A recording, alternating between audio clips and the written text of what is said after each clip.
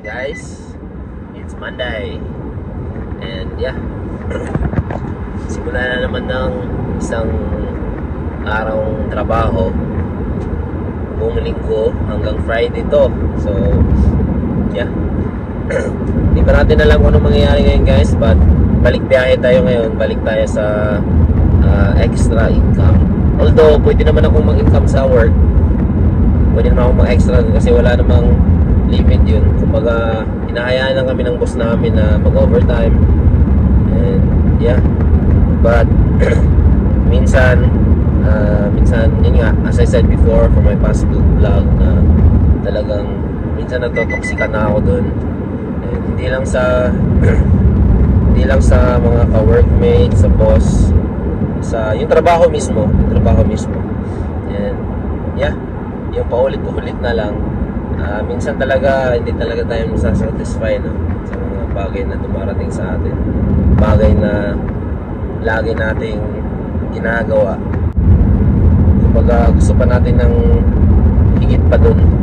So hindi ko alam kung hanggang kailan ako dito sa work na to, but for now, unang-una ko talagang tinanim sa utak ko is talagang mag-save up muna para nung sa ganun is makabili kami ng bahay. And yun naman yung purpose ko kung bakit nag-stay ako and maging consistent, para at least pag may mga documents na pinakita kami sa bangko or sa broker kung saan kami maglo-loan o mag-finance, is meron ako mga supporting documents na pwedeng i-submit. But as of now, work lang talaga. Yun na lang yung kumakapit eh. Nilagay ko sa utak ko na work lang talaga. So yeah, update ko kayo mamaya guys. Mabiyahe ako siguro after work, pero depende pa dahil yun nga, depende pa dahil yung isang car baka ayusin ko na lang din.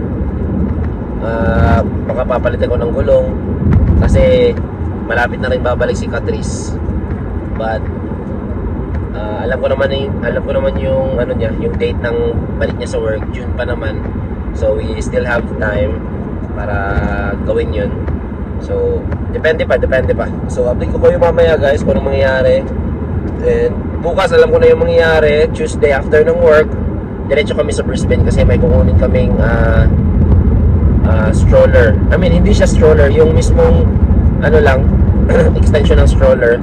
Kasi kailangan na ni Taya, yung bunso namin, na hindi na siya pwedeng ilagay doon sa bassinet. Kasi yung bassinet medyo maliit na, tapos lagi lang nakahiga. Unlike doon sa yung kagaya ng kay Tali, dalawa na sila, dapat ganun kaparehas. Kasi yung isa nun, pwede siyang ma-incline. So si Taya, ayaw niya na yung laging nakahiga, naka-flat lang lagi. So yun, bibili namin yun. Excuse me. Bibili namin yun, tapos yeah, uwi lang kami. And it takes like 2 hours din ata galing sa OK. Kasi kung dito galing, sinerch ko nung nakaraan, nung bumiyahe ako kahapon, 1 hour and 32. Yo guys, so good afternoon. And 4:90 na ng hapon. And dito ako ngayon sa McDonald's North Point. Excuse me. Sinisipon. Anyway, dito na ako ngayon sa McDonald's, and it's like less than kilometer lang to sa work namin. Nandiyan lang yung work namin sa kabila. North Toowoomba pa rin. So yeah, dito ako sa North Point. And pagkalabas ko kasi, inon ko na yung application ko ng Uber, and nagkaroon tayo ng order dito sa McDonald's. And baka bibili muna tayo ng Happy Meal. Happy Meal muna para at least hindi tayo masyadong busog pagdating sa bahay, kasi kakain pa tayo ulit doon for dinner. And yeah, siguro mga 1 hour or 2 hours tayo mabiyahe. May quest kasi ngayon hanggang may quest ngayon 5 to 9. So kapag nakatanggap ka ng tatlo, may additional something dollars, $12. So another $12 na naman. So parang ganun. Pero hindi ko alam kung matatapos ko yung quest, but at least magkaroon lang tayo ng income. Siguro kahit $20, but update ko kayo mamaya guys kung magkano yung kikitain natin. So yeah, I just wanna be transparent sa inyo guys kung ano yung mga kitaan natin dito. Ano lang naman, side hustle, dahil yung fund na kikitain ko dito guys is gagamitin namin sa fund pang uwi ng Pinas and pang Japan namin this year. Kasi may plano kaming mag-Japan this year. Inaantay lang talaga namin yung passport and also yung oath-taking ng asawa ko sa Australian citizenship. Kasi nakapasa na siya. And yun. Basta hinantay na lang namin yung oath-taking and para makuha niya na yung certificate niya, citizenship, and yeah, para at least yun na lang yung problemahin namin. So for now, habang inaantay namin yun, kailangan namin mag-extra income para nasa ganun hindi mabawasan yung mga normal na pumapasok sa amin. Kasi syempre may mga priorities din tayo guys. So first priority natin is talaga yung mag-iipon tayo para sa bahay. And konti pa yung ipon namin, hindi pa talaga sobrang laki. So dadagdagan pa namin. And alam niyo naman guys, dito sa Australia sobrang saan yung bag ko? Sobrang hirap, sobrang mahal ng mga bahay dito. So yeah, update ko na kayo mamaya guys, and kita-kits mamaya.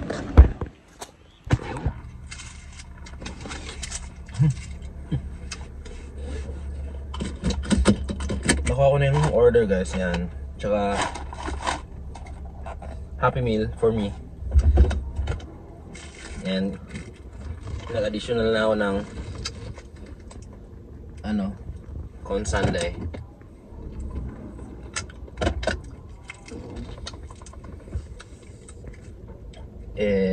50 cents lang siya additional. Sa halagang 50 cents, ang laki na. Yan o. So yeah, biyahe muna tayo guys. Update ko kayo mamaya.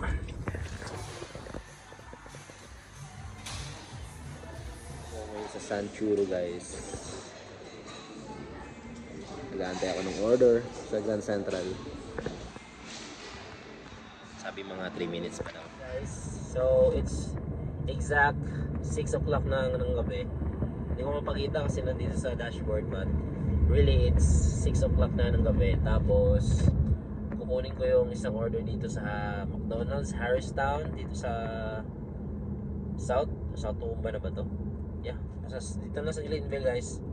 So yeah, kukunin ko lang to. At nakuha ko na yung first quest, and nasa mga $48 na tayo. Kapag na-deliver ko to, let's say nasa mga 55 na. Mga 55 na tayo after na-deliver natin to.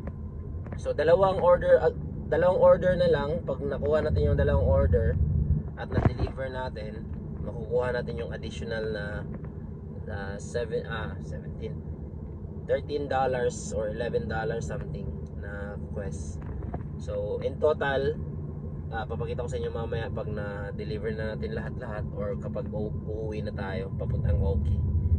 And yeah, 6 na, siguro mga 6:30 uwi na rin tayo, or siguro abot tayo ng 7, depende kung matagal yung antay natin. But kukunin lang natin yung dalawang order guys.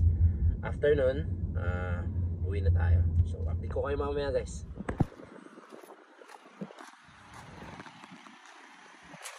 Tapon natin yung basura natin. Ayan. Dito tayo sa McDonald's. Lamig guys, tubig. Naka-t-shirt lang ako kasi yung jacket ko naiwan sa work. And yeah, hindi ko akalain lalamig ng ganito. Pero hindi naman siya malamig na yung hangin lang talaga. Sobrang lakas. Hatid natin to guys. Let's go. Papansin nyo, 6:33 na. Yeah, nakakuha tayo ng dalawang shop in pay guys. So binigyan tayo ng Uber ng dalawang shop in pay na $10 ata mahigit. So tapos na tayo, bilis lang kasi Maliit lang na items, siguro mga 7 items lang each. Ngayon alam ko na rin kasi kung saan nakalagay yung mga items. So yeah, mabilis lang guys. So hatid na natin to ngayon. After nito, dalawa, di ba? Dalawa yung kailangan natin. After nito, uwi na tayo and titingnan natin kung magkano yung kikitain natin guys. And ito nga pala guys, malapit lang din to guys. So ang maganda lang dito kapag nasa Coles ka, nagkaroon ka ng order sa Coles is tawag dito, hindi masasayang yung gasolina mo, pati yung of course yung odometer ng sasakyan mo. So less maintenance pero malaki yung binibigay nila sa'yo dahil yun nga, nag-grocery ka and it takes time din guys, lalo sa mga baguhan. Hindi agad malalaman or hindi agad kayo makapag-grocery, lalo't nangangapa pa kayo sa apps. Minsan mahirap mag-grocery.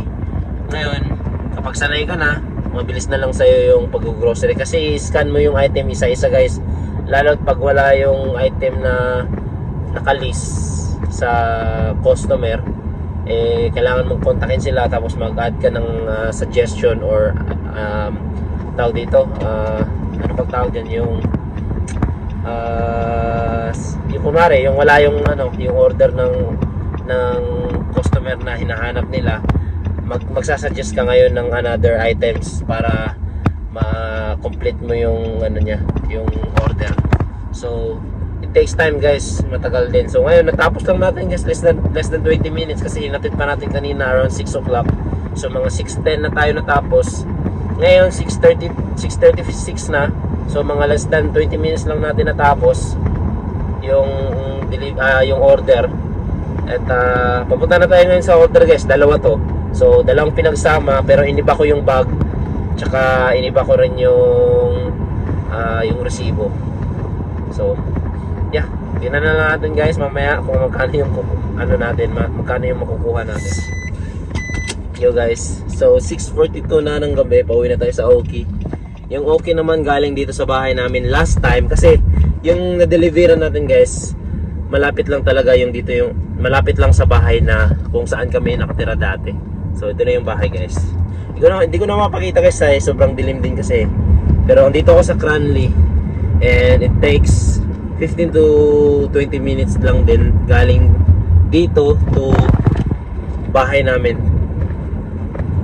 Ngayon, kung saan kami nakatira sa Oki. So yeah, uwi na tayo guys sa Oki.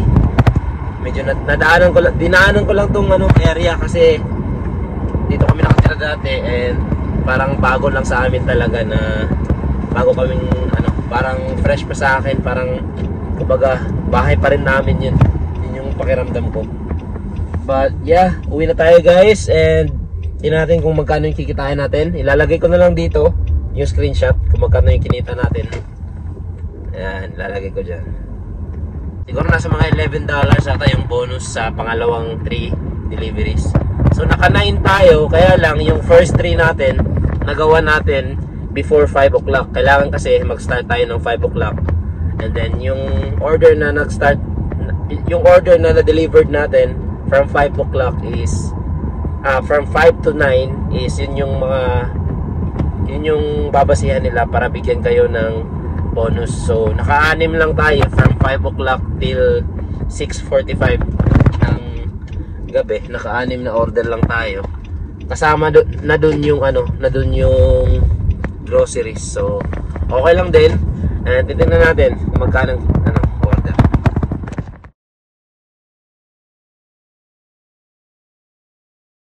Naka total of $86 tayo mahigit. Within tayo, anong oras ba tayo nag-start ng deliver? 4:19 ng hapon.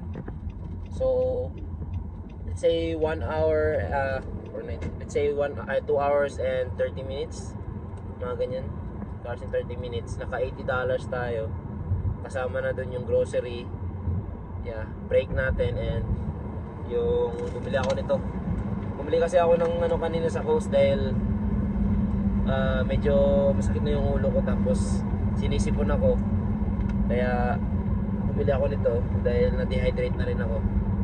So bili tayo ng tubig guys, pauwi na tayo again. Hanggang dito na lang sa vlog na to guys, kita-kits tayo bukas.